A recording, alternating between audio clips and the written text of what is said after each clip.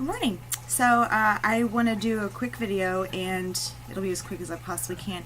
But I wanted to share with you guys the way I research something. In this case, it's dragon's blood. So think of it as a template, so to speak, so you can get to know. Yeah, and there's animals always everywhere. So you can get to know the herb stone or whatever it is you're researching, kind of like as if you would a person. You'll learn their back history. You'll learn, what they're about. You'll learn what they're good at or good for, and so to speak. But yeah, just kind of maybe go off of this, and then always dwell deeper, like as far as the culture goes and everything else. This way, when you get to know them, you really have more of a connection with this. Just as you do the tarot cards, you get to know each card as a person. So let me try to do this as quick as possible. Last time it was 15 minutes, so I'm going to try to do it shorter. So I found dragon's blood, and there's many different varieties. There's a genus and there's subspecies, and and so on and so forth. The first one I researched was the Dracaena druco, and it is Dracaena druco. It's actually struggling in its native habitat. It's considered an endangered species, and it is one of the oldest trees on Earth. It was used to embalm dead bodies by the Aganche of Tenerife in the Canaries, and that's one culture that you probably want to look into. They're very cool. It's very different, so it's fun to learn about. It was also very sacred to them, so they have a connection to us in that aspect. The resin was used as medicine, varnish, incense, dye, alchemy, and in alchemy and magic. It's used to quicken spells. It adds potency to any working, kind of gives it a push, so to speak, and it also is used in protection rituals. Some of the practical and medicinal uses were Dracaena terminalis. It was used in China to make basically red liqueur, and then the roots were made into a sugary syrup, and also was made into an intoxicating drink, which I can imagine tastes horrible. Just saying. Then the next one I found was the Croton Draco. I'm sure I don't pronounce these right, but it's because I read.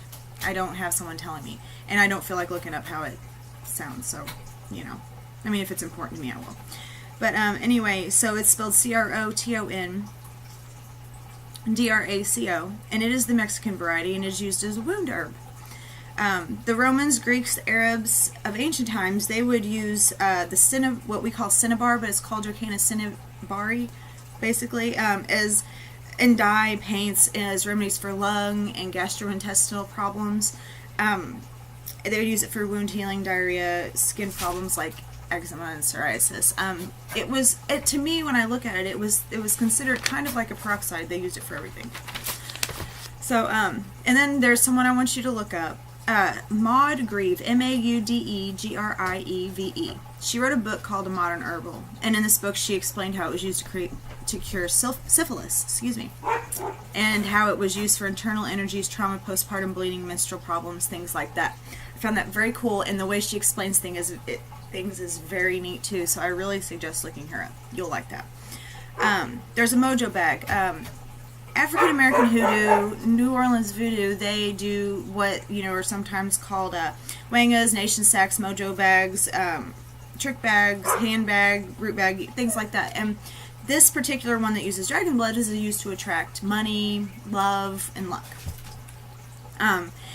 What they would do, and this is how they would make it. Now, granted, we adjust things to where we are able to use them, because sometimes we don't have, like in this case, this was a flannel cloth of the appropriate color, red for love, green for money, white for baby blessing, blue or light blue for, your spiritual peace, things like that, and, like orange to insight change.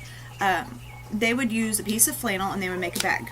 Now, granted, you can use leather, you can use cotton, but try to get the appropriate color. And there's three things in this bag. One, there's a talisman or a petition paper, basically stating your intent. And while you write this, you speak it. So you speak it into the bag, and you also put it inside.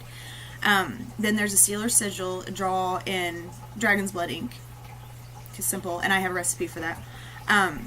Then coins, crystals, stones, herbs, and roots. The only thing with this is you need to make sure it's an odd number. So, 3, 5, 9, 11. It has to be an odd number of items that are in this bag. Keep it odd. I mean, that's easy for me, so keep it on. And then what you'll do is you will, after you get it all put together, you will tie it shut or sew it shut. And what was the knot called? I know the name of it, but I don't want to tell you the wrong one. Maybe I don't have it written down. Oh, I do right there. It's called a miller's knot, to tie it if you don't sew it shut. You will smoke it with incense, like, you know, cleanse it like you're doing, and then you'll breathe into it to give it life. You'll literally cup it over your mouth, and you will put your life into it like that. Just kind of, it brings more of a connection to you. And the next thing you'll do is you'll petition your god or goddess for aid, and then, you know, you'll tie it up and sew it or whatever. And then what you'll do is you feed the bag each day. Now, you can use Florida water, you can use perfume, you can use whiskey, you can use bourbon. And if you're doing sex magic, you have to use body fluids. I'm not going into that. Not my thing. But you got the idea. What you'll do is you'll sprinkle just a little bit each day. And then you'll have to wear it on you, connected to you. Out of sight. Do not let anybody touch it. This is yours. Remember the video we did to dare to know, to keep secret? This definitely applies to this. So you don't want to tell anybody about it. The ink is 1 part powdered resin, of the dragon's blood, 13 parts alcohol and 1 part gum arabic. You will mix the resin with the gum. You'll blend it in the alcohol until it's dissolved. You'll filter it through a cheesecloth, and you'll bottle it up. And do this under a waxing moon for best results. Okay, pretty simple. Just gotta find the stuff. Just some other basic properties where it's used to clear negativity. Women would burn it at night by their window to bring home a straying lover. Powdered resin would be put under carpets and entranceways, things like that, to avoid allowing evil into the house and to bring positivity and protection to the home. Now, if you do this, that's okay, but if you have pets, do not leave it out to where they can get it, because you do not want them or small children to ingest this. It is not good, and you won't want to call your poison control center and say, my kid just ate dragon's blood, because they will think you're crazy. So you make sure you do it safely. It belongs to Mars. It is a fire element, and it is sacred to Shiva. And that's about all I have for you. I did this as fast as I could, and I didn't have the time, so that's better than nothing.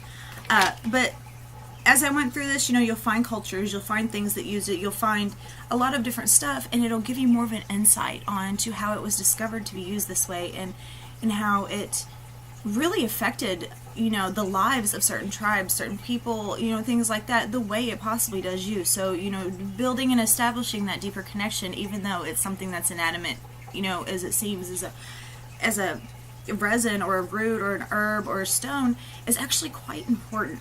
And with that, your rights and your workings will become stronger, because you understand things that much better. So with that said, I will leave you be, and I know it was really fast, and I'm sorry, but I had a lot of information to throw in there in a short period of time. I hope you guys have an amazing day, and I will be working on another video soon. If you have any questions, as always, contact me, message me on Facebook, anything, and if you ever need anything, I'm always here. Have a great day, brothers and sisters. Blessed be.